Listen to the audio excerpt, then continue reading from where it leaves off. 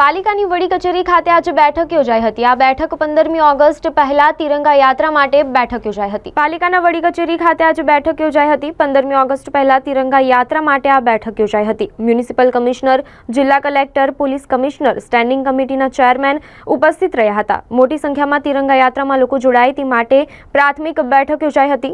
પ્રથમ બેઠકમાં તિરંગા યાત્રાના રૂટ વિશે પણ ચર્ચા કરાઈ હતી। આજે કોર્પોરેશનમાં તિરંગા યાત્રા જે 15 ઓગસ્ટ પહેલા જે થવાની છે એની માટે થઈને એક બેઠક થઈ હતી।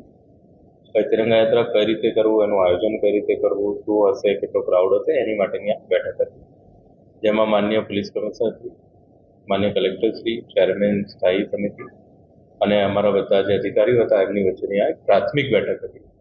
એટલે એમાં જે તિરંગા યાત્રાના રૂટ વિશે, એમાં લોકોના આયોજન વિશે, તિરંગા જે ભારતનો તિરંગો છે એ આવી અને એનું ડિસ્ટ્રીબ્યુશન થાય એના વિશે, લોકો વધારેમાં વધારે બહોળી સંખ્યામાં પાર્ટિસિપેટ કરે એની માટે થઈને એના આયોજન વિશેની એક બેઠક હતી અને એમાં બધી ચર્ચા કરવામાં આવી છે, જે પ્રાથમિક ચર્ચા છે। ફરીથી એક આવા જ પ્રકારની બેઠક થશે જેમાં ફૂલ પ્રૂફ એનું આયોજન થશે કે ક્યારે થશે, કેટલા ટાઈમે થશે, એ બધું સરકારમાંથી આવશે। એટલે ફરીથી એકવાર બેઠક થઈ અને એનું આયોજન વિસ્તૃત કરવામાં આવશે। આ એક પ્રાથમિક ચર્ચા થઈ છે।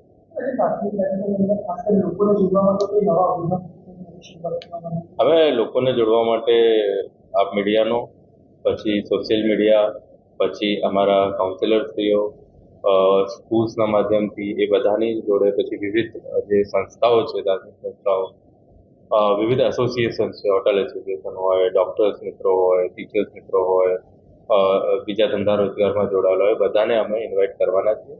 એમની સાથે પણ એક રાઉન્ડ ઓફ મિટિંગ કરશે। એમને બી સેન્સિટાઇઝેશનનું અમે કહીશું કે યાત્રા શું છે, કઈ રીતે કરવાની છે, ક્યાંથી ક્યાં કરવાની છે, કયા દિવસે કરવાની છે, અમે તિરંગા કઈ રીતે એમને આપશું, એ બધી વિસ્તૃત ચર્ચા માટેની આગામી વીકમાં પણ એક એમની જોડે પણ બેઠક થશે।